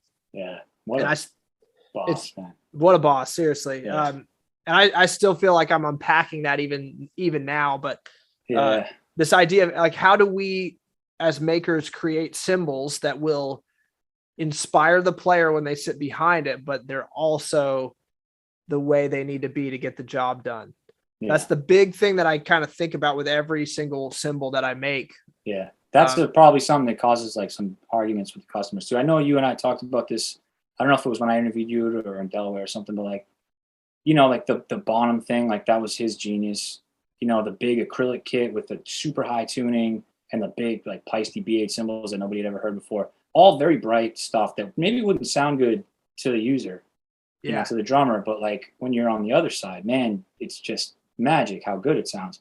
Magic. I experienced that the first time I played a Peisty with a rock band. I was like, oh man, like just so effortless. Like it just cuts so easy. Yeah. And like it does sound harsh when you just play it alone. But like in context, it sounds really good, and like making cymbals for people that aren't so thin, that aren't quite so dark. Yeah. Because like, I know that's what you want to hear when you're alone, but like, you're going to eventually, hopefully want to make music with other people. Right. Right. Like that's the goal, right? Music's like sex. You don't want to just do it alone all the time, man. You want to have some other people involved. So so let's start making it work like that, and I have sort of tried to make that shift happen. And I feel like you're doing it too now, like trying to make stuff that's not quite so thin, kind of bump people up from like paper thin to thin or thin to medium thin, Sometimes I'll even, if my customers request something, I'll give them a few extra 100 grams. Like, just trust me. Yep. Trust me. And I just got a text from some dude yesterday. He was like, dude, love it. It's heavier than I wanted, but it plays like it's lighter. And I was like, yeah, that's it. And that's exactly where I'm at right now. I think I got a batch of 35. I'm going to be packing up for Music City. And some of these, jeez. Yeah, I was kind of, was on I don't know, actually I might not even bring all these, but with a lot of them, I was really trying to, well, on one hand, I'm trying to do that, just give it a little bit more beef, because every time I'm playing gigs and I pull out that extra thin paper cymbal, and there's an amplified guitar and bass next to me, and I'm trying to hit the bell, and we're playing a tune, and that bell needs to translate, and I'm like, there's nothing there. There's nothing there. Yep. There's nothing happening. Wash clock. Right. Yep. And so, part of it is like in the beginning, I just ordered a lot of thin blanks, and I'm still working through some of those thin blanks. And I kind of do it as maybe a way to punish myself. I just pull out a thin blank. I'm like, all right, here we go. I'm just going to get one of these out of my shop. Yeah. But yeah, it's trying to make thin cymbals have enough beef, which is a good exercise if you're a beginning cymbalsmith. It's like the way to throw yourself into the deep end. Yeah. But man, is it just so much easier to just pull out a thick blank? You can get it shaped in like a quarter of the time. Yeah, it's definitely better for that. It's painful now with the cost. That's what hurts. That's the problem. The freaking price per kilo is just brutal. Brutal. So yeah. I always took heavily into consideration, like, what's the ending weight going to be? And let me try to make sure the starting material is as close to that as I can manage without wasting. But obviously, sometimes that is impossible. Yep. But now I'm trying to push that. I'm trying to close that gap. Close it as much as, even rely on your skill to just close that gap as much as possible. even like I'm considering taking my weight chart and like shaving a few off of each category. You know what I Yep. mean? Like, let's just shift the focus towards a little bit thinner at the moment. Right. Because it's brutal. I mean, it's gosh, every time I place an order, I'm like, geez, yikes. Yeah. Where are we at this month? You know? Yeah, it's rough. So. So I obviously this conversation about thin cymbals, there's independent makers. That's what we kind of start by making thin cymbals. I don't know if you did as well, but that seems to be kind of a common trend with the guys I've talked to. Because it's more, I guess the jazz drummer, jazz cymbal aesthetic is really what a lot of independent makers. Yeah, I mean, that's probably the biggest customer base for most of us. I think it's changing now a little bit. I'm working very hard to change that, you know, to push us all into the full mainstream. That's what I'm talking about, that shift. Yeah. Is like, let's get this thing out of this like pigeonhole thing. To me, I'm so bored with that, dude. It never really interested me, to be honest with you. I like jazz, and I can make you the kick-ass jazz cymbal, like, you know, a really, really kick-ass jazz cymbal, but like, I don't want to just do that. Right. I just don't. Yeah. I don't want to spend my entire career just searching for the ultimate old K clone or whatever. Yeah. Like, I am way too like thinking in different directions to focus on just that. Nothing against people that do that. It's totally cool to know who you are and what you want to do, but I'm just saying for myself. Right. Yeah. I love jazz, and I would love to, I guess in some way I would love to be only a jazz guy, but I never found that to be the case for me with my playing. I always had to get other gigs, and I fell in love with other types of music. And so nowadays when I make a cymbal, it's like, okay, how much ground can I cover with this cymbal? And like, sure, it might work for a jazz gig. How many jazz gigs are common these days? You know, there's a lot of jazz drummers, but like most of the time you're making stuff for people that are playing on a Sunday morning at a church. Like, that's the most common gig that exists every week, most consistent. True. And a lot of those churches are the only places that have money. Exactly, that too. And then, bar gigs, rock and roll stuff. We can make kick-ass rock cymbals. Yeah. Oh, we can. I mean, there's one right there. That's a medium heavy 1 series clear, and that thing is, you'll hear it next week, man. Yeah. That's one of the maybe the pingiest cymbals I ever made. Nice. Because I was like, sometimes I'll get heavier blanks with the idea that maybe I'll work this thing a lot and work it down to thin, but like in stages, so it's like really, really complex when it gets there. Yeah. But I took this one, I was like, you know what, let's just do like a normal amount of work and just finish it, And I don't know if it'll ever sell, but I guess we'll see, Man, if what's your our customers are not mostly those dudes, but I'm going to absolutely metal is a huge subset of like metal drummers like love cymbals, man. They all have tons of them. Like I want to go after that. Right. That's a big customer base that I'm totally absolutely going to consider, man. What would you what would you classify as thin, medium, and then heavy? Let's take a standard size 20-inch cymbal, gram weight wise. Break it down for me. How would you classify those weight classifications? So I took mine. Mustafa has literally like these on his website. So there you go. I collected them from him, Francisco, and like what is it? mycymbal.com videos on YouTube for the more modern stuff, and I kind of like averaged it out, and like over my first few years, I came up with like a chart. But so I think it's pretty standard. Like for me, for a 20, for example, for a 20 ride, I would consider 2,000 to 2,200 to be thin, 22 to 24 to be medium thin, 24 to 27 medium, 27 to 28 or 29 to be medium heavy, and anything above that would be heavy. Cool. Yeah. And then extra thin if it's below 2,000. Below 2,000. Yep. And all of the weights correspond to a thickness, because that's actually how they do this when they make blanks. They don't think weight, they think millimeters, right? Yep. And so I have a chart that can calculate like millimeters per diameter. You know what I'm saying? Yeah. And that's like how everything, so that the blanks are rolled to certain thickness, you know? Nice. Yeah. Yeah. So I don't know what the mills for thin off the top of my head. But if you have a thickness gauge, those are hard to find now. I got one. Killer. But you can measure the blanks, you know? Yeah. I've thought about the taper of your cymbals too, which is cool. Right. Yeah. I've thought about wanting to get into that. I kind of came to this thing of realizing relatively 1 inch.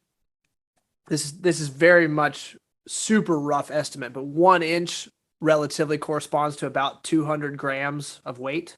I've found within like the thinner range of cymbals. So, if I think about like, okay, I've got this 22 that I'm trying to make in reference to another cymbal that I made that ended at 1950 grams. I'm going to look at 2150, 2200 grams for this, or that'd be for 21. And yeah, there's a sense of over emphasizing gram weights at first. I've heard you talk in the past of kind of getting past that, not thinking so much about gram weights and just thinking about just being focused on sound. Yeah, totally. Sound and feel too. Feels cool. Big, right? Like how it feels on the stick. Because like, I remember being the person who was obsessed with that. I ordered a custom cymbal from Sabian years and years and years ago, and I was telling them what I wanted, and they were like, "Well, here, check these ones out." And I was like, "Those are classified as medium thin. I don't want those." And they were like, "Just listen, dude. Like, trust us. We know. We've been doing this for a long time." And I was like, "No." And I ended up with a cymbal that was way too heavy in pain. Yeah. So like, I was like, okay, maybe they know what they're talking about. Yeah. What was the question? Sorry. Just about like not because I feel like I'm just now coming out of being the gram stuff, focused on gram weights. Yeah. So perfect example. This dude that I just made a ride for, like, a lot of my customers are pretty cool. Like a lot of them are repeats. That's like the wonderful part of this. Like people come back, and they start to get to know you, and they see all your posting and the stuff that you say, and they're like, "Hey man, I don't want to tell you how to do the thing. I don't want to be that guy that's specifying." Because I've been so vocal about a lot of things over the years. Yeah. So they kind of gave me free reign now, which is cool. A lot of them, not all of them, but I made him a cymbal that was a little bit heavier than he had sort of asked for, knowing that like it feels the way he wants it, and he was like stoked about it. Like if I hadn't etched it on the bottom, like maybe we should all stop etching the gram weights on the bottom and just put thin. Let's just put thin or medium on it and just like shift people away from that. But then you're going to lose the customers who refuse to get away from the obsession. Right. Yeah. A lot of times people will message me, "What's the weight of that cymbal you just posted?" And I'm like, "Thin."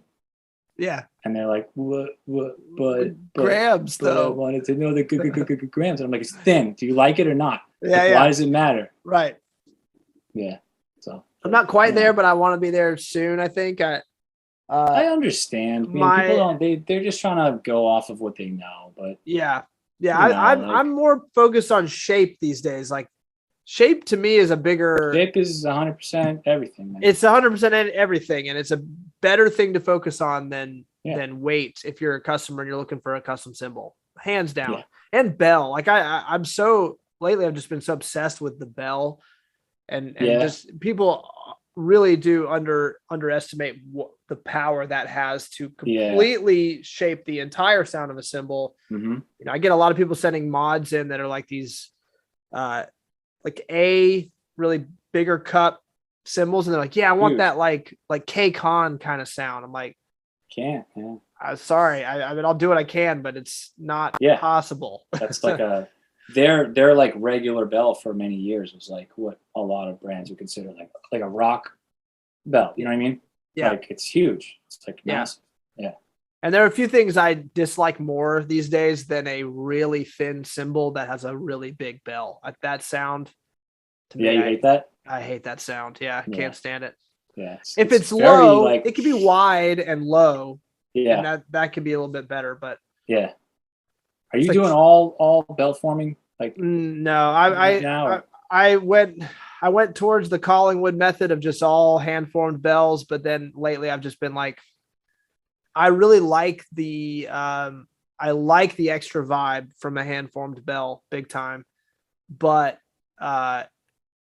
looking at the years and years of doing it, like the amount of extra wear and tear doesn't seem to be super worth it. So for me, I think anything with a really small bell, like I make this cymbal called a half flat, which is like the tiniest little cup, to give it enough crashability. So I'll hand form those all day. Something low and wide, that's fine. But anything just that's anywhere close to a normal size, I'm just gonna press bell it is. And and you can manipulate, the press bells to be different. The one thing, so the thing about the hand form bells, it's like, I think there's a misconception that like that's the way it used to be done, but it never was done like that, because bells were so what they used to do before they had the presses, right, is they would take the blank, they would heat it because it has to be hot, they would put it, and then the dude would have like a mushroom tipped like thing, and there would be like a dapping block underneath, and another guy would hit it with a sledgehammer. There's pictures of Mehmet holding one of those things,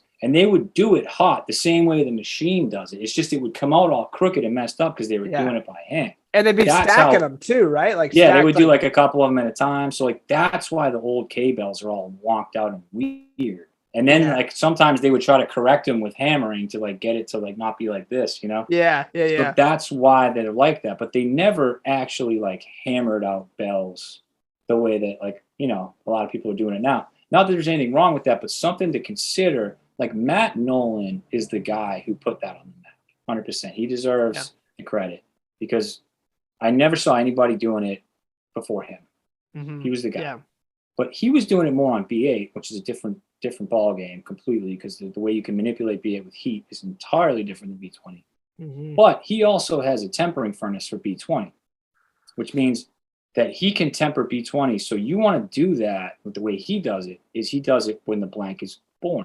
Again, he will temper the blanks right before he starts hammering, so they're super soft and malleable. Once he does a certain amount of work hardening, which is what hammering is, he will retemper it and then do more. If you continue to hammer bronze in the same area over and over again, you're just going to overthin. It's going to get way too thin and way too hard. It's going to be more susceptible to cracks, and it's going to be thinner than the rest of the cymbal too, which doesn't typically sound very good. Right. So that's all stuff that, I think a lot of folks don't necessarily know that. You know what I mean? Yeah, and I had a lot of cymbals early on that had that sort of hollow bell kind of sound, because I would start with a relatively medium thin weight blank, and then form the bell, and then lathe it like I was, lathing a normal cymbal, and then the bell be too thin, right? Too thin, and then it's super integrated. Like you can't you hit the cymbal and the bell's like, you're like, what is going on? You're basically like no bell tone at all. You're just hitting the bell. It's like you're hitting the crash of the cymbal. So exactly. So you kind of have to take into account heavier blank, get your shape in, and then very intentionally lathe away less weight than you think you need to get it. The less than you would be if you were working with a pressed bell. For sure. So, but I worry too about like 50 years down the line. How is that super overcompressed bronze going to handle the aging out process? Like, I feel like it's probably going to be more susceptible to cracking. Certainly. Certainly. That's the thing about not retempering the material after that much hammering. You know what I mean? Yeah. So how long would you? So I'm interested in that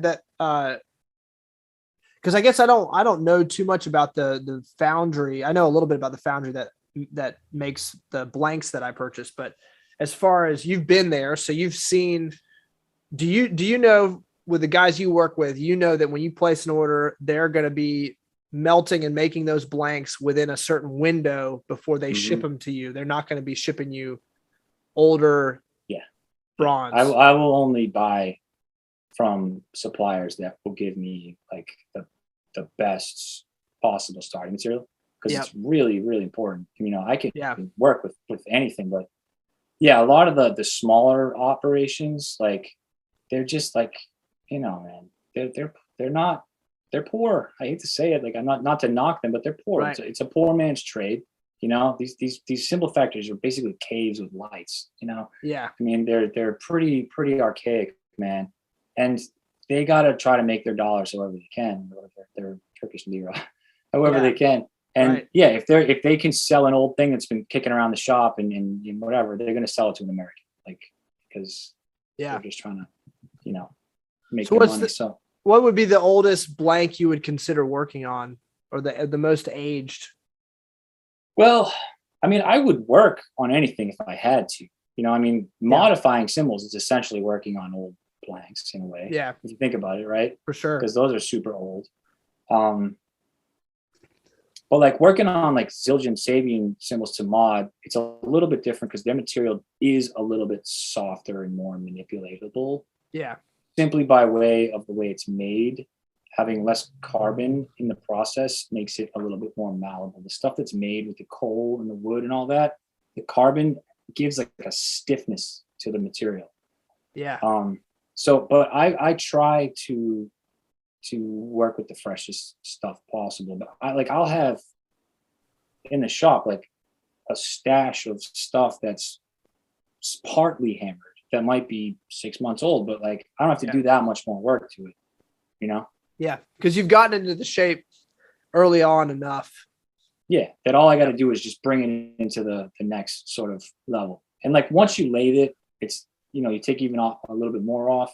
Now it's even a little bit thinner. It's even more easy to curve. So I kind of work things down to the final thing. You know what I mean? I don't ever really just go, okay, here's the hammering, here's the lathing, and now I'm done. Like, yeah, I always wanted to get to that point where I could just be like, all right, I just did step 1, step 2, out. But it's never to my satisfaction as far as quality. And I'm never going to let that part of it go. Because once you let that go, you're lost. Yeah, for sure. Yeah. Yeah, I kind of work in the middle. I don't quite do start to finish. But I also don't quite do batches. I'll grab like 5 or 6 blanks at one time at setup phase. Yeah. And then from there, kind of whatever ends up grabbing me or whatever I'm particularly trying to work on, I'll be grabbing those ones to go to phase 2, phase 3 and on. Yeah. But Did you build your machine yet? No, I'm still the guy that's building it with me just had a baby, so he's been taken out of commission. That'll change things for. Yeah, I'm sure. Yeah, I'm getting a little antsy about it. I need to reach out to him again, and we need to get that project rolling again. But I'm very ready for that. That'll change a lot. You know, yeah, it's almost like going back to the beginning because it takes a good amount of time to get good at that too. That's a skill in itself, you know. Right. Just because it's a machine doesn't mean it's like, oh, it's easy. Like, it's not easy. Yeah. It's dangerous. You can wreck blank. I wrecked a couple, you know, at the beginning, and I hadn't wrecked the blank in a long time. I was like, oh man, we're back to this again. It takes you right back to that feeling terrible inside. You know what I mean? Wow. Yeah. But once you get kind of used to it, but yeah, it was tough. Like the first batch that I did, like the shapes weren't quite as good as the ones that I had just done by hand, you know? Yeah. And we talked about this last time about how much skill is in our non-hammering hand of positioning, you know, and how that's more important, man. Yes. And so obviously when you get to this standpoint where you're kind of holding it with both and rotating it with both and then using a pedal. I don't know if you use a pedal, but so there's a pedal that controls the speed, but speed is attached to force with my machine. Cool. So like the faster it goes, the harder it hits. So you got to consider all of that, which is like a lot to take in. Like, and if you push the thing too hard, it hits way too hard, way too fast. And then if you don't move the thing quick enough, you can just like super easily overhammer a section. Wow. So like you can adjust it to a point, but like that, it takes a lot of time to figure out how to, because like something will happen up here and you're like, oh no. And then automatically your body's like instinct, like when you're driving, you get anxious. Like you just step on the gas, you can start going faster and whoa, I got to back it up. Yeah. Like, if you start screwing up, for some reason, the instinct is to hit the pedal harder, and then you start screwing up harder and faster, and you're like, faster. I wrecked it, you know. Wow. So it's pretty easy to wreck. Did you get the same hammer that Paul had got for Zildjian? No, I don't know. I don't know exactly what they have over there. They have a bunch of proprietary stuff that they. He was telling me he was the guy that first brought in like a certain type of pneumatic hammer that he said it was the same setup, just force was connected with speed. Oh yeah, well there's basic kinds. There's like the mechanically driven ones, which is like a motor, like the same kind of. motor that we have on a lathe, which turns, and then that has like some kind of weird device that drops a thing, and gravity's a big part of that too, right? And then there's the ones that are air pressure powered. Yeah. Those are like the two sort of big schools of power hammers. Yeah. So I think the ones that run on air pressure are a little bit more adjustable, but they're also louder, more expensive, and you need a compressor. Probably have more maintenance. So yeah, because you don't just have the noise from the bam, bam, bam. You have that right from the compressor going too. Yep. You know, the mechanical ones are a little bit cheaper. So cool. Yeah. I'm looking forward to getting into that, man. I'm sure I'll be texting you to. Hit me up, dude. Hit me up. Just watch your fingers, man. Yeah, that seems like the biggest thing I've bone crusher heard about. Yeah, it's freaky. I was watching Mustafa was teaching me, and like that dude is just fearless, man. But like he was getting his thumbs really close to them. I was like, dude, you are crazy, man. He's like, oh, shut up, I know. Yeah, but he never gets hurt.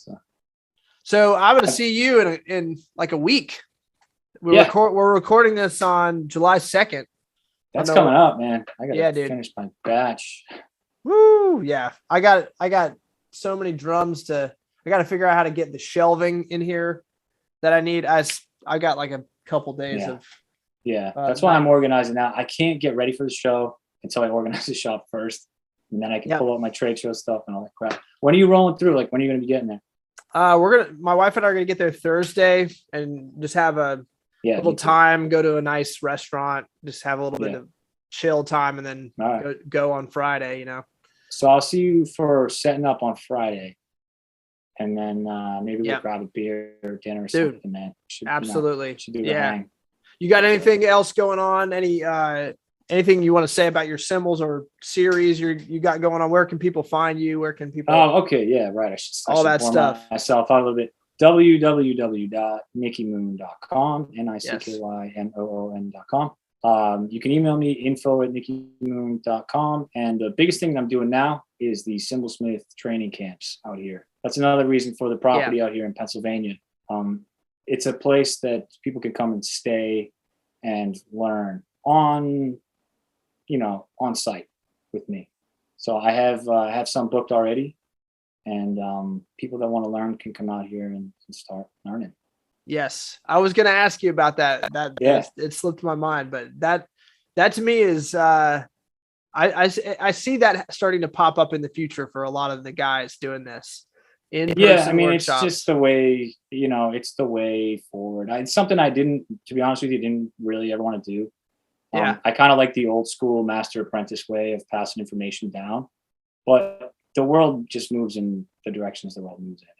And Dave's already kind of doing it his way, which is totally cool. And I'm sure it's going to be getting done other ways. And, that's knowledge, not selling, but, I guess selling knowledge it's kind of the way of the future now.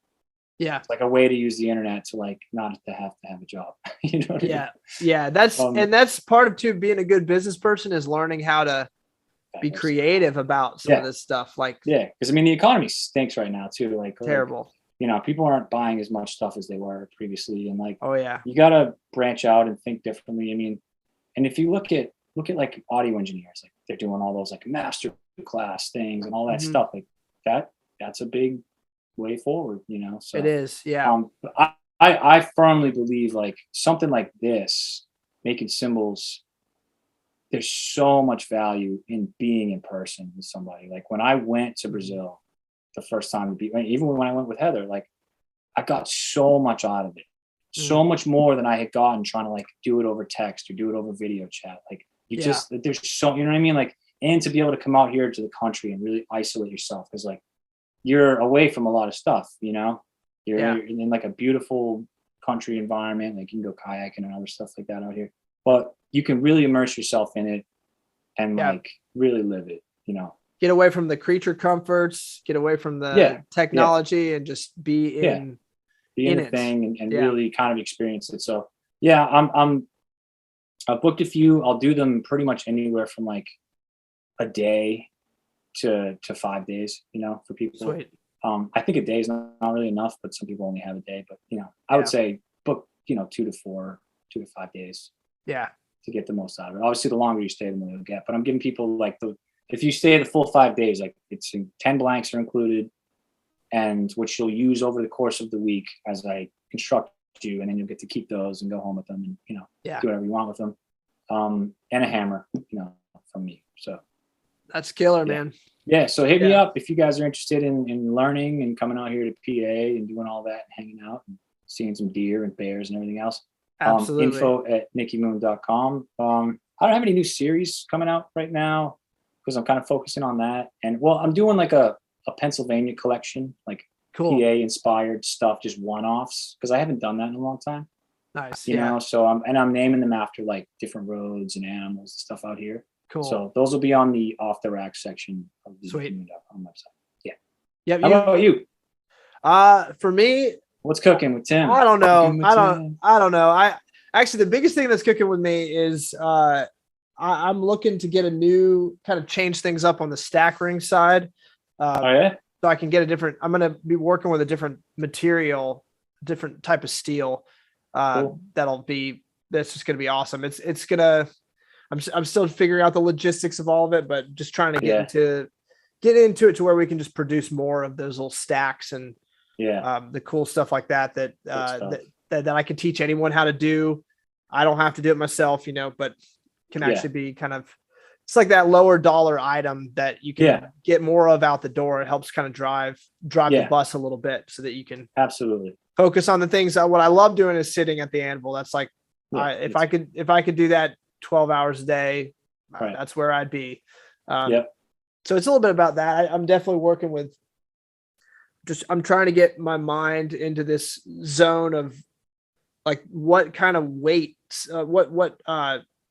cymbal do I want to start making? What's my preference for sound? And I really have been pulling away from thin and getting more into like trying to find this middle ground between basically heavier cymbals that play like lighter cymbals and have all of the kind of nuance and complexity that you want.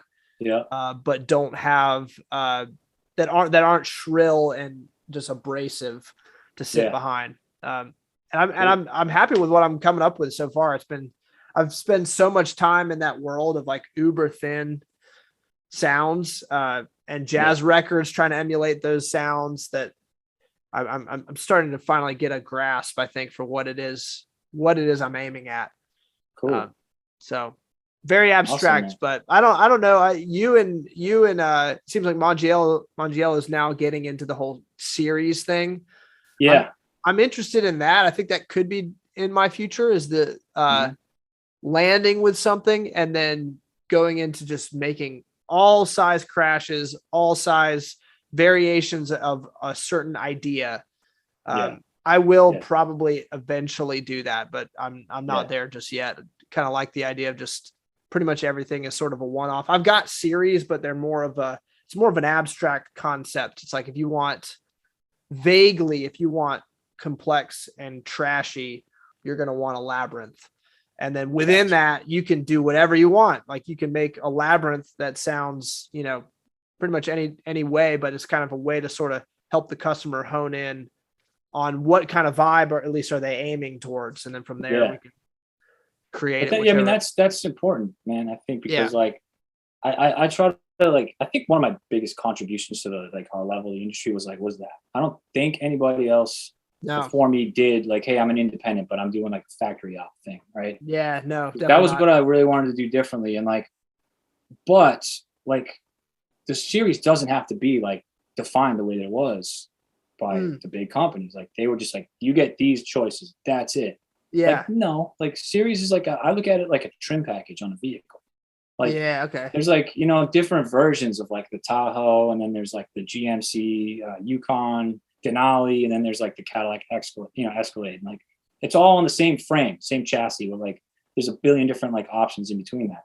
Yes, So I try to look at the series as like, it's a series, but it's still customizable too. Like you can still work within those parameters. It's sort of like a vague, like the way you said it, sort of like a set of sort of principles, but it's not like all encompassing. Like it's just this, because like why? That's so limiting. It's stupid. So limiting, and it's important on one hand because the customer needs that, like, because otherwise, how are they going to know how to option purchase overload. something? You know, option overload.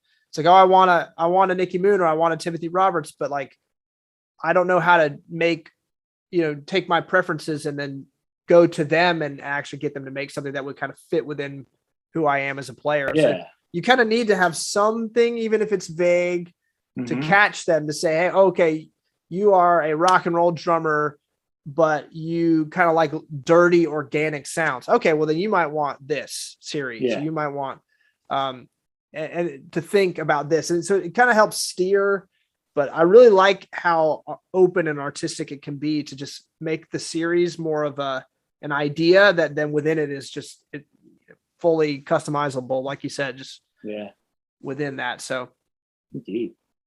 But yeah, we could have a 25-hour long podcast about methods for making cymbals and terminology for cymbals. And we should do another podcast, maybe just focus on terminology. That'd be great, man. We totally should do that. We could, actually what would be cool is to get like maybe like 5 or 6 of us. Let's get a panel. Let's do the whole group, man. I'll be the moderator and just just figure out a way to good luck. That not chaos, right? It's gonna be chaos. Yeah, it'd be total chaos. That's cool. Oh yeah, one thing you touched on that I should say. I am resurrecting the Blue Collar Boutique dry because that is a lower cost item. So that is out there now. It's they're still handmade. They're still awesome, top of the line stuff. But and those sound just a little bit price point down. They sound great too. Thank you, man. I don't feel like they're. Thank you. They're really not that different. I'm just kind of taking this of a piece out. Yeah, if you want to, a little free. It's like it's a hack there. If you want a handmade cymbal that is right up there with every other handmade cymbal, then that series is killer. But people need a lifeline right now because it's hard. It's hard out there with $85 to fill my truck right now. Come on, now. Yeah, I saw a picture that it hit. There was a gas station that hit $10 a gallon in California somewhere. Yeah, that's pain, bro. Over in Europe, it's brutal. We think it's bad here. They're paying like $8 a liter. Yeah, not a gallon, a liter. How many liters are in a gallon? Like 2.5. 2.5, so do that math. So just not fun.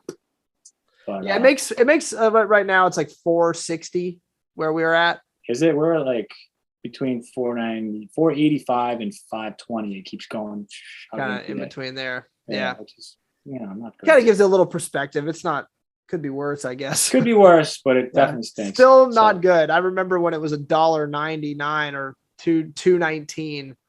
Yeah. Ooh, those are good. I remember when I was a teenage. When I was a teenage whippersnapper, and you could get a tank of gas and 2 packs of cigarettes for $20 for a nickel. For $20. Dude, wow. That would cost you well over $100. So crazy. Those were the days. Crazy. We'll get out of this crap. Nicky Moon, I will see you in a week. See you next week, man. Thanks for having me, dude. It's always fun talking to you, bro. Dude, always fun. Yeah, this is probably been the most streamlined podcast, so I think I'll probably try to get this out before. So we can give a plug right now to Music City Drum Show.